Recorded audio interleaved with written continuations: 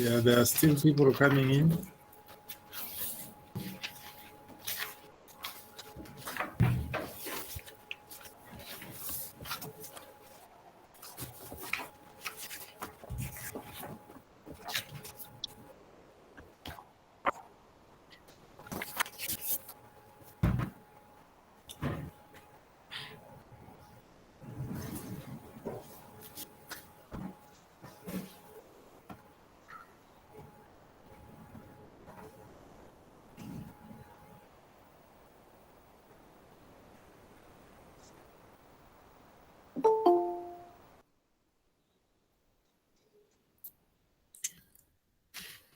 Right. Can you see this slide, movement of water?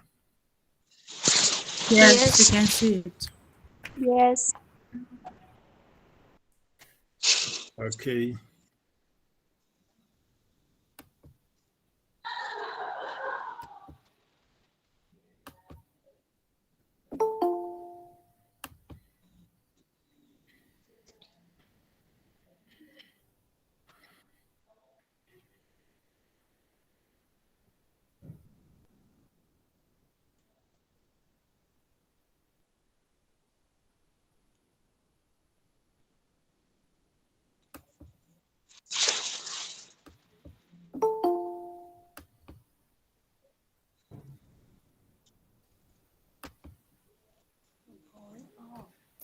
Yeah, sorry about that. People kept on coming.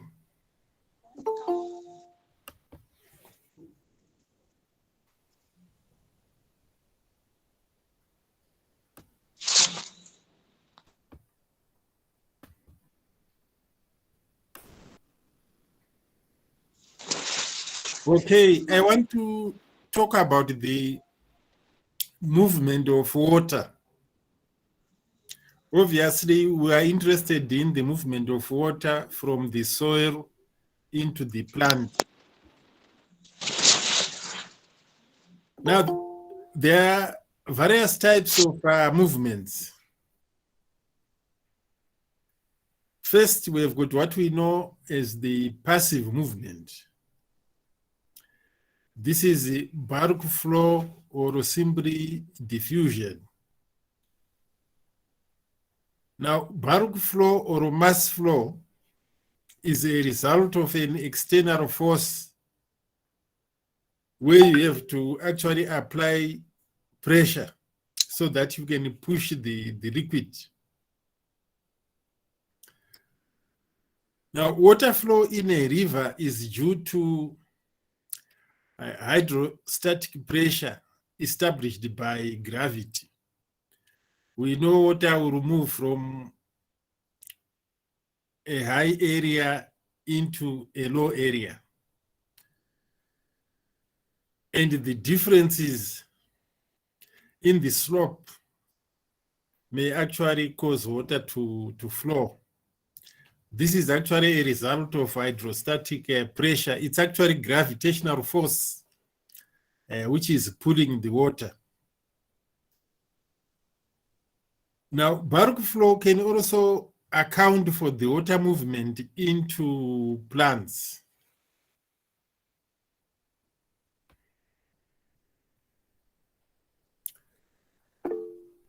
Now, there's a term which we call diffusion, which also explains the movement of, it could be of a gas or water molecules.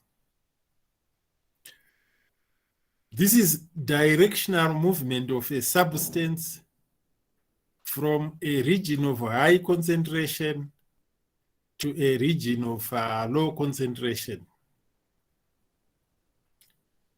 So you have high concentration and low concentration. So movement is from high concentration to low concentration.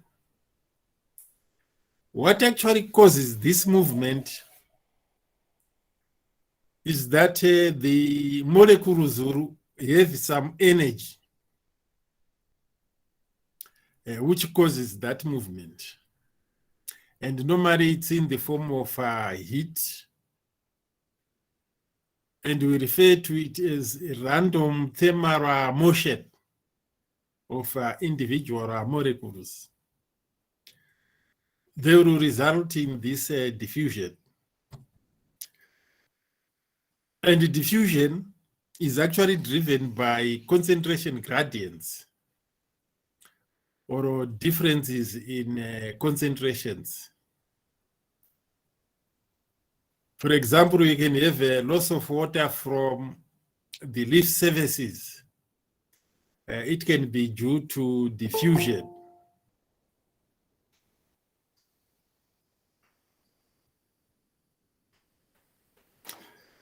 Now, on this diagram, I want to explain what is diffusion. We have got two containers,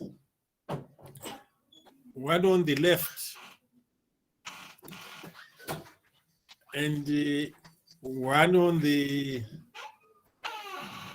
right. Now, at our right, we have got a pure solvent. And on our left, we have got a solution. Please notice where we have the arrow. There's a passage there which can allow the solution to pass through, going to the dilute or pure solvent.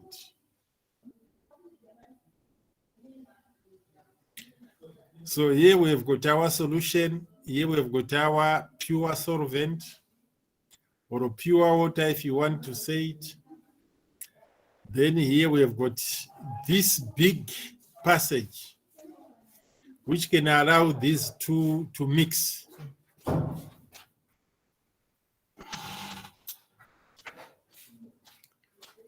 Now, after some time, the solution moves to the right. And probably we now have the same strength of the solution. Please notice in the narrow tubes above that the water level remains the same. You can see the water levels remains the same.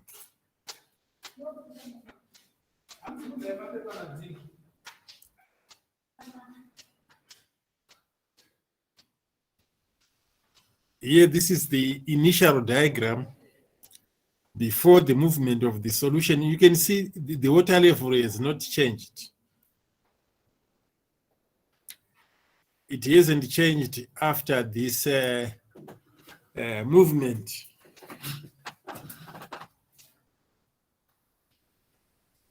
Thanks.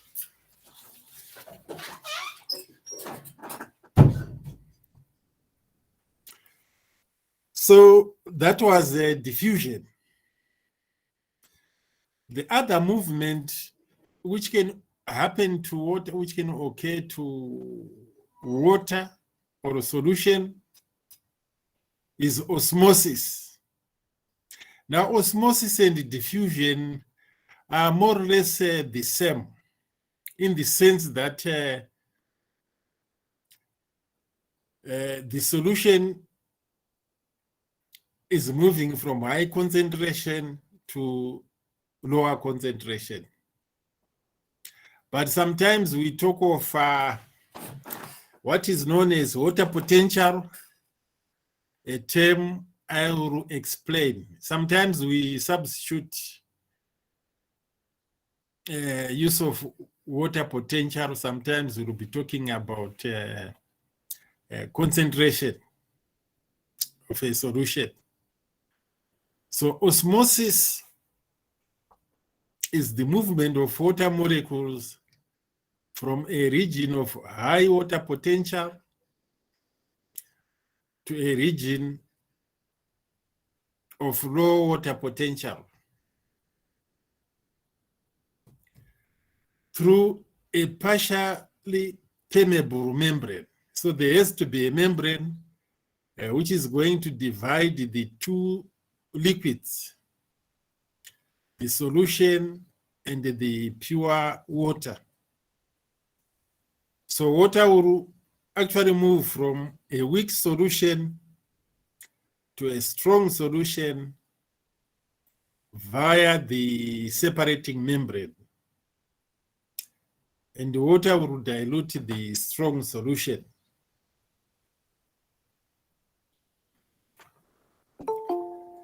Here I just have got a diagram which is showing the movement of water into a plant cell, which can occur via osmosis. The movement across this region where we have got the membranes is by osmosis. And the movement through this pore or the stomata is by diffusion. Just later on, we may be talking about these issues. So here I want to explain what is osmosis. Firstly, we have got two containers, one with a solution on our left, and the other one with a pure solvent or water, pure water. What divides these two is now a membrane. There's no longer a passage here. You know, when we're talking about diffusion, there's actually a gap where the liquid can pass through. But when we talk of osmosis, we have this membrane, which is going to allow the movement of water into the strong solution. And that water may not allow the white particles to go this direction.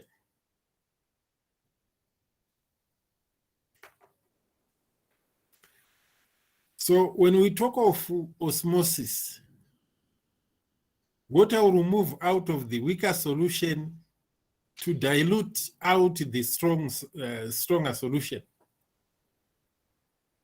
The water is less tightly held in the weak solution compared to the stronger solution. So it is free to move. Water with more solutes, that is the stronger solution, has less energy to move out of the solution compared to the weaker solution or pure water. So there's less energy in the solution. Thus, water molecules in the weaker solution have a greater potential to move.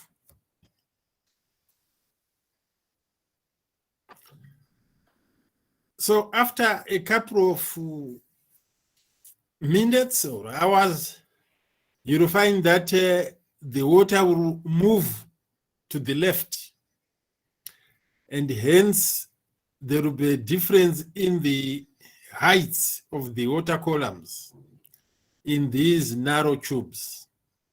So water will move into this narrow tube and tends to disappear from this right hand side. And this movement, we call it osmosis, because it's from high water potential to low water potential via the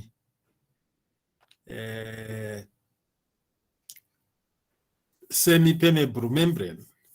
If you want to talk in terms of concentrations, definitely there's high water concentration here and the lower water concentration there.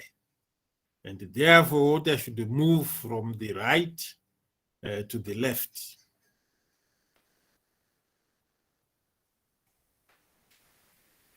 Yeah.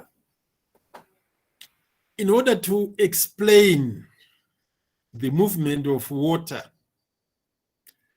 either in diffusion or osmosis, we are going to get acquainted to another concept known as the water potential.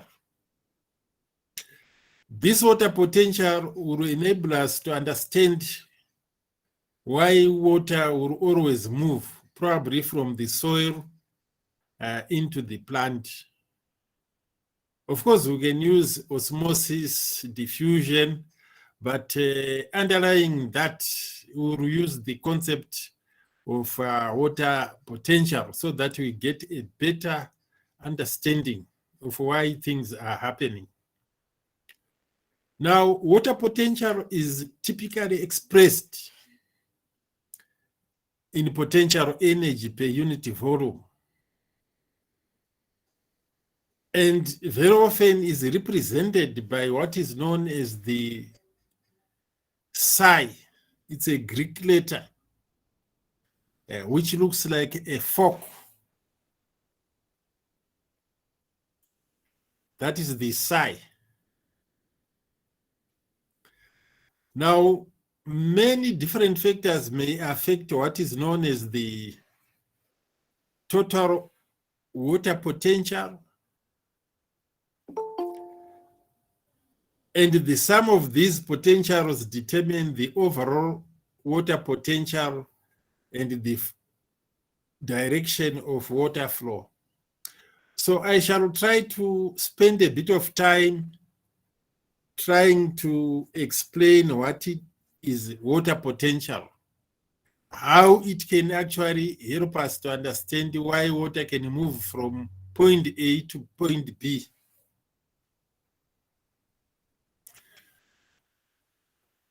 We can express water potential using an equation. That equation will contain some terms which, if they are added up, the total constitute what is known as water potential. And water potential, as I have indicated, we represent it by this psi. So the water potential consists mainly of three basic components: psi pi plus psi p plus psi m. So I'm going to explain what is psi pi. Psi pi is the solute potential. Of course, I also need to explain what is a solute potential. Psi p is the pressure potential or pressure component, and the psi m is the potential due to matrix effects. We can call it the matrix potential. So water potential is the sum of psi pi plus psi p plus psi m. So this is the how we write water potential. So I'm going to further define what we mean by psi pi or solute potential.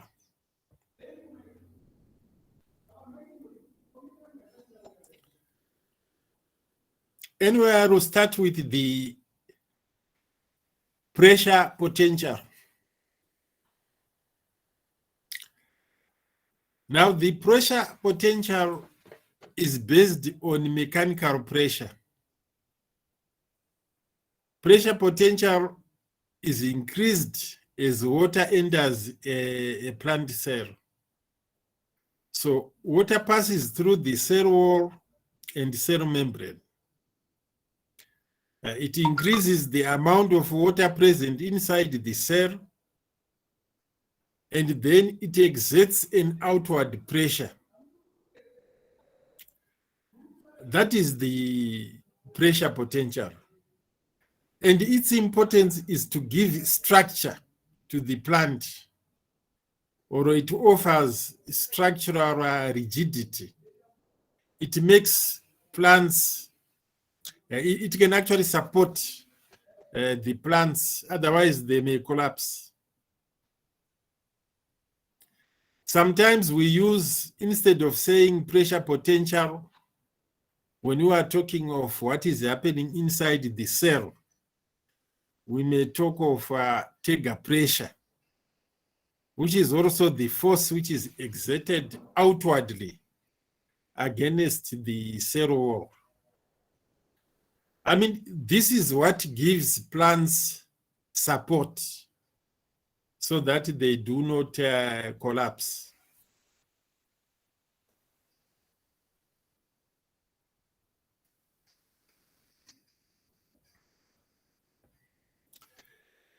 Here I've got a diagram which I want to further explain the solute potential and the pressure potential, which are part of the water potential. Here I've got a tube above with pure water separated by a membrane. In these tubes, they have the same water level. So the left and the right are on the same level. But if we put a solution to the right, like what is happening here, water will be forced to move via a semi-permeable membrane using osmosis to the right side. Now, by having a solution in this arm, we have actually reduced the water potential. And this is what we call the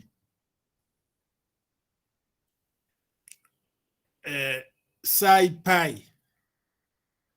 Or if I go back to the equation, this is the solute potential represented by psi pi. So this is what is happening here. It's a result of this solution or a solute potential, which causes water to move in this direction.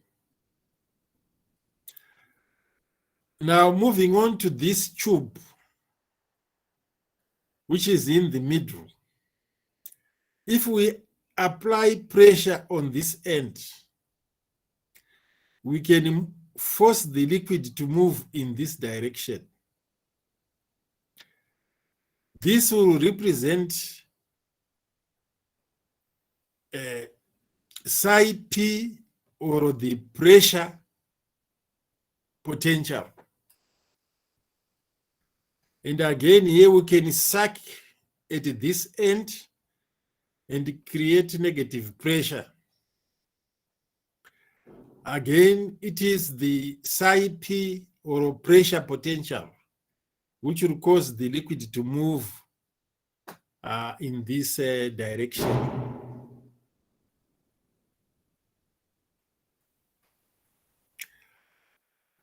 So let us talk about the osmotic potential. If you take a beaker of, let's say, distilled water, you take some salt, you dissolve in that distilled water, you are going to create a solution of salt. In fact, what you are going to do, you are going to create a solute potential. Solute potential is caused by the presence of solute in the solution.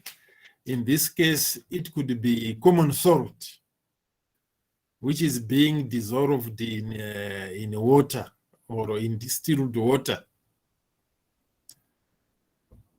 What happens later is the solute potential.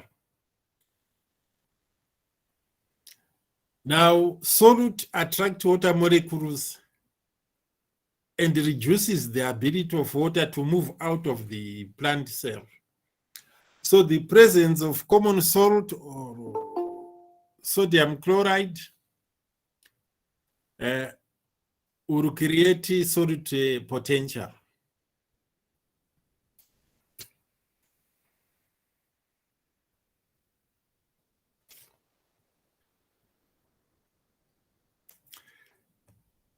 Here we've got a semi-permeable membrane, and here we've got a solution. So we expect water molecules to pass through the semi-permeable membrane via the process of osmosis. Now, when we have osmotic pressure, or solute potential or osmotic potential, this can cause osmosis because the osmotic potential is lower than the water potential. That's why water will move from high water potential to low water potential.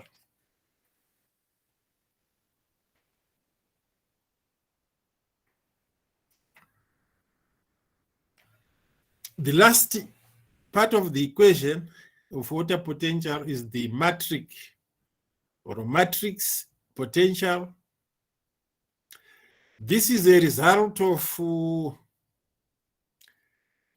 the contact of water with the solid. Sorry, say I didn't understand the last slide. Or the last slide. Thanks very much for. Yeah, I just want to highlight the process of osmosis using this diagram. You know, in osmosis, water molecules will move from this region across the membrane to that solution. And in terms of, if we use water potential to explain the movement of these molecules, in pure water, we have got high water potential. And because we have got a solution here, we have got a osmotic potential which is lower than the pure water potential. And we have created a gradient. That's why water molecules move from pure water to solution. I don't know whether I am clearing this issue or I'm messing it up. Okay, it's clear now. It's clear, okay. Now I'm going to talk about the third component of water potential. Remember, I'm trying to explain this equation. This is what we call water potential. This fork here, without any component. And we've said that this fork here is the slides are not moving, sir. Oh, they are not moving. What about now? They are moving. Network yake. I Right. think network yake mama ari kumove. Oh. Okay. I'm trying to explain these three components. So lastly, I'm going to talk about the psi m, the matrix potential.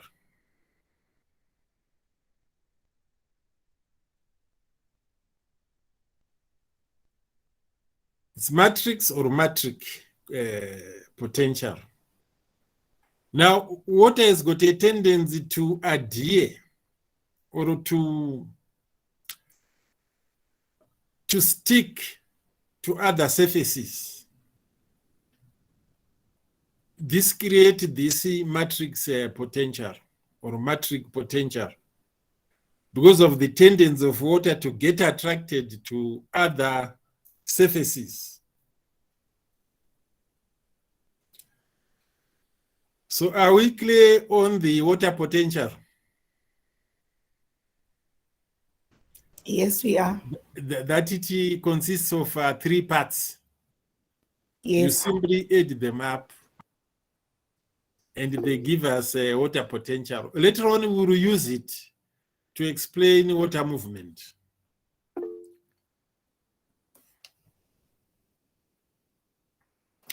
Yeah, I'm going to talk about pressure potential, or what is known as Tega pressure. This is very important because it makes plants upright. Otherwise, they would collapse without Tega pressure. Now, Tega pressure is the force which is exerted outwardly in a cell wall. And the cell wall is said to be turgid. Now, the cell wall can experience water loss, and the Tega pressure becomes zero. And the plants become flaccid.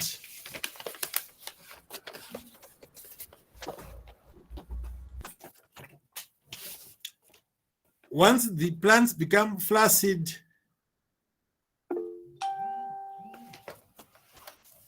they will wilt.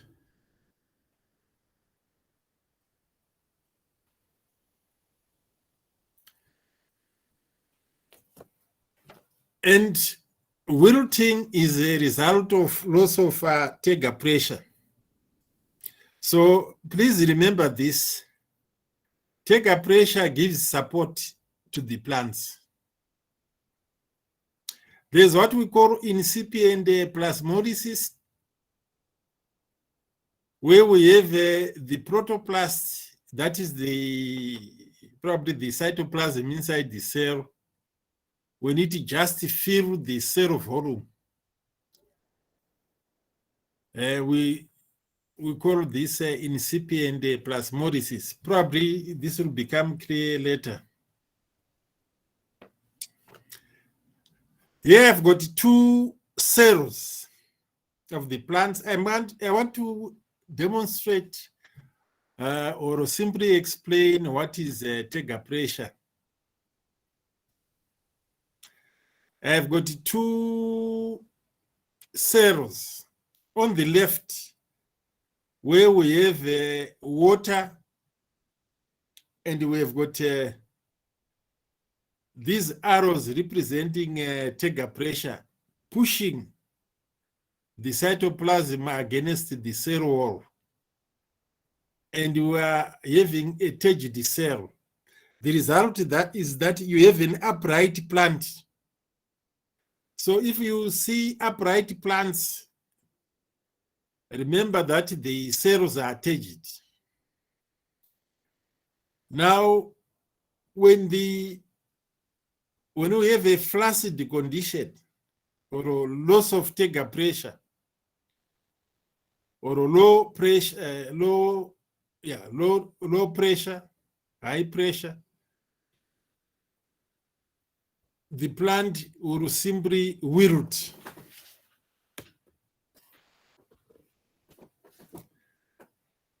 And it will lose its balance.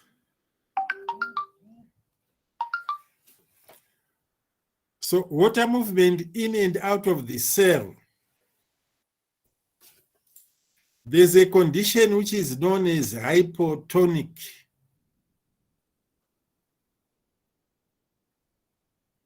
Now, if we have a hypotonic solution, water will enter the cell.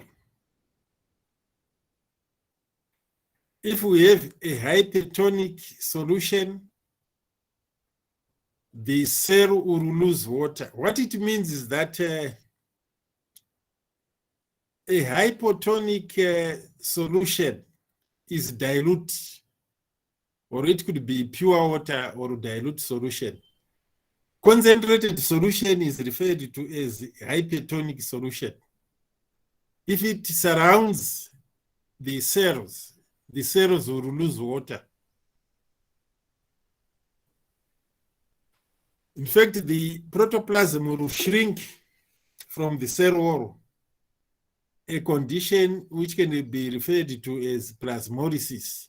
So plasmodysis is a result of surrounding the plant cells with concentrated solution, which is referred to as hypertonic solution. This can explain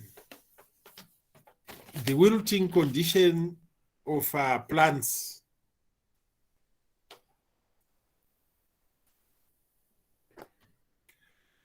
So here I've got cells which have been placed under 3 environments in terms of the solution. Number 1, we have got the hypertonic environment. This is a very concentrated solution surrounding the cells. Water will simply move out of the cells. They become plasmolized. Probably you have heard that we should not apply ammonium nitrate as top dressing during dry conditions, because we can cause wilting of plants. What is simply happening is that once you put ammonium nitrate under dry conditions, you are creating a hypertonic environment, leading to plasmolized cells, and therefore causing wilting of your plants. In isotonic environment, the concentration inside the cell is the same as the one which is outside the cell. So you've got equal movement of water going inside the cell and water going outside the cell. Now, in a hypotonic environment, we have got a dilute solution surrounding the cells, and water moves inside the plant. This is a healthy condition for the plant, where you have a hypotonic solution surrounding the cells, because the cells become turgid and will give support to your plants. Therefore, they will stand upright. Under plasmolized condition, they will collapse, they will wilt. Under isotonic conditions, they are in a fair state. They are not yet affected by drought, but they are just surviving.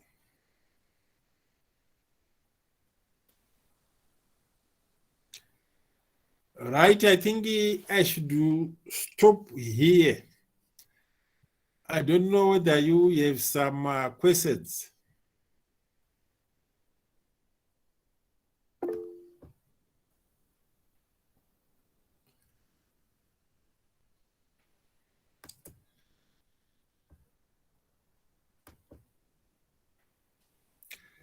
Hello? Okay, sir. I would like to ask a question of does water potential go beyond 0 to the minus side? Now, if water potential goes, actually the value of our water potential for pure water is 0. Okay.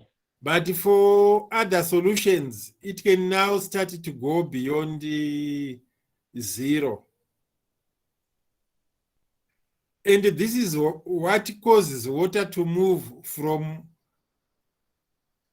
a region of high water potential to a region of low water potential. Basically, this explains why water will move from the soil into the plant.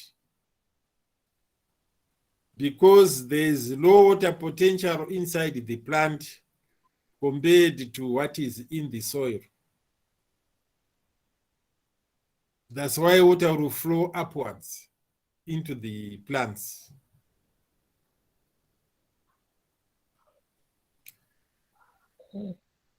Are you now clear that water potential Okay. is... Okay. Pure water, water potential is 0, right? Yes. So if the water if the formula of water potential is equal to the solution potential, matrix potential, and the pressure potential, Yes. how come? So does it mean that when those ones will add to the water potential, right? Yes. If you get a negative, it means water is going to move. Okay. Okay. Or if you get the negative, the water will move from the pure water will actually move to that side, isn't it? Yes. Okay. So the water moves from higher water potential to the lower water potential. Yes. So always water potential has to be 0 for there to be movement. Yes. Yes, to Yes, be yes, in the minus side. yes. Okay. Thank you, sir. Yes. That's why we have this water moving from the soil going into a gum tree. And you can finally lose it in the leaves. You know, gum trees are very tall. Hello? Yes, I know. Yes. Thank you, sir. I'm answered. Any other questions? See. Ufunza ama-questions shamwari. Anzazi zvakatondiomera shamwari kana yangu foni ipainana mari See. Hello? ana kani ndiregerero Kumurobvunza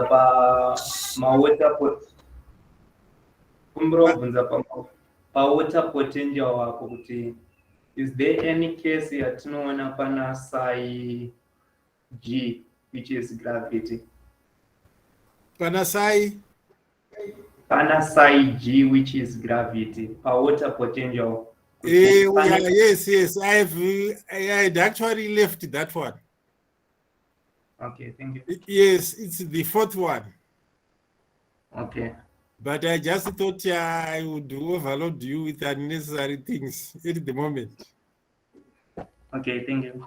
Yes, but psi g is there. You are reading a lot. It's good.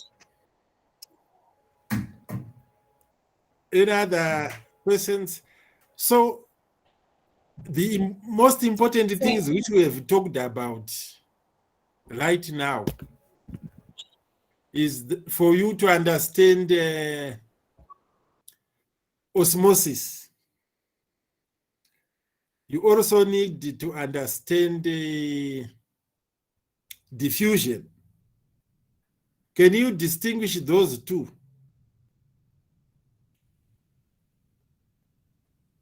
Yes. Yeah, if you can distinguish them, you will pass very well. Those are the things which we normally ask.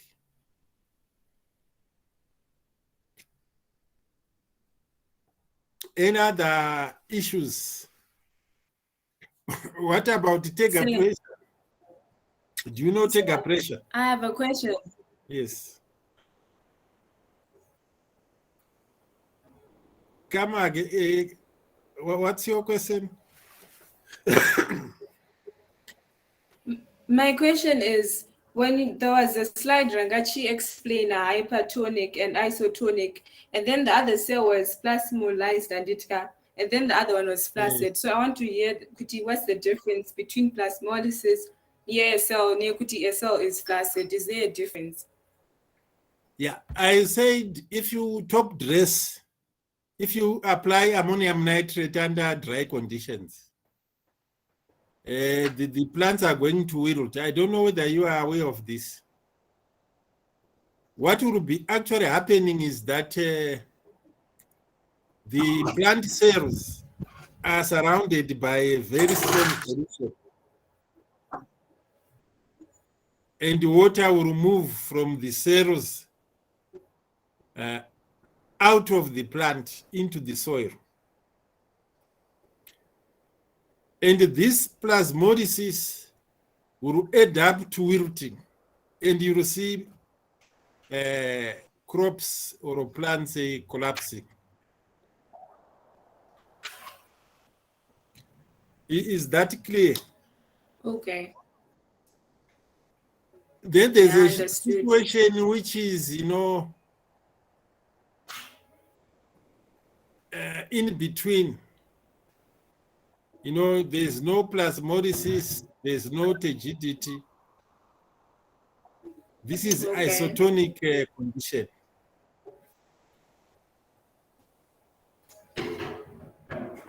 Then we have an ideal condition where we have our Tega pressure maintained. We are surrounding our cells with a dilute solution compared to what is in the cells.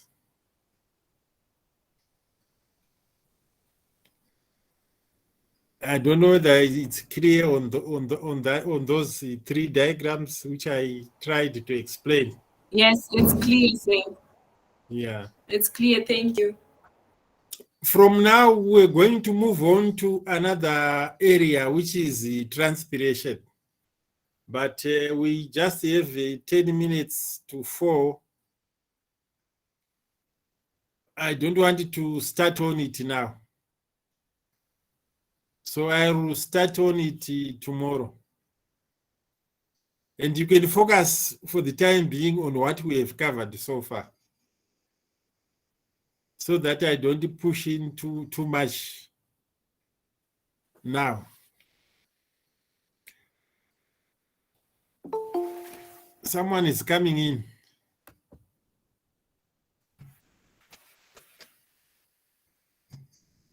So I am planning to stop here so that tomorrow we start afresh on transpiration, so that I don't start it, then we are hanging. What do you think? It's okay, sir. But I Yeah. have a question too. Yes.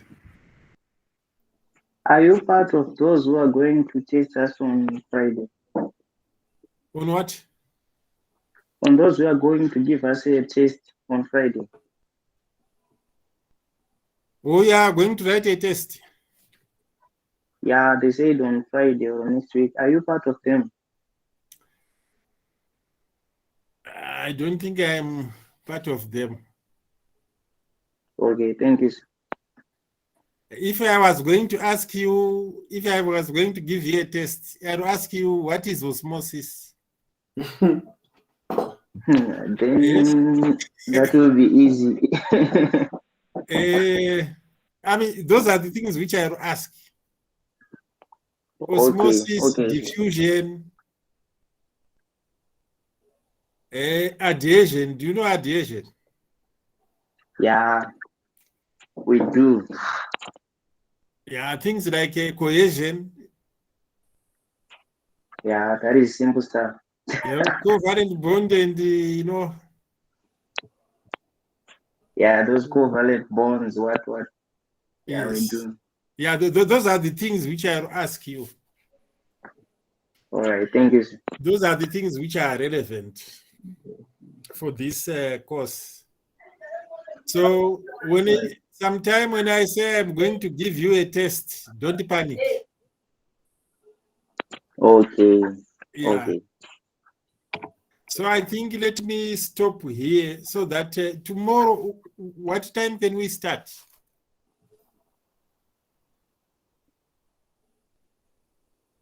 Anytime you want. Can we start at 9? Yes, it's okay. Yeah, let us start at 9 so that I complete this topic with you. Okay. Okay, thank you. Then when we have finished the topic, I will tell you when I will give you the test. Okay, thank you, sir. Okay, Do you know that you have to pass? It's now 50-50, I think. Were you told that? Yes. Yeah, If they you did. fail the other one, it means you have failed everything. I will believe you. Make us pass. We believe. Okay. Ndada kubvunza kadoko. Yeah. This lecture yapo here pa YouTube. Yatakaita nezuro, it's now there. Yeah, There yeah. are also others which are there. Okay. Yeah. That's okay, Doc. I will check from there. Yeah. So whatever I'm teaching, it's already on the YouTube, and I'm also creating these other things which you can also see on YouTube. Okay. That's okay. Thank you, Doc. Yeah, so you are not going to miss anything. That's okay. Koma slides tinokwanisa kumawana here. I sent you some slides yesterday, but I can send them now. That's okay, Doc. If you don't have them. That's okay, Doc. Yes. Thank you. So let us meet tomorrow at 9. That's okay, Doc. But so far, are there any things which are too complicated? Not as yet. Yeah, if we arrive at such things, you just raise a red flag. That's okay, Doc. Thank you. And stop me. Okay, so see you tomorrow at 9. Okay. Thank you. Thank you, sir. Okay.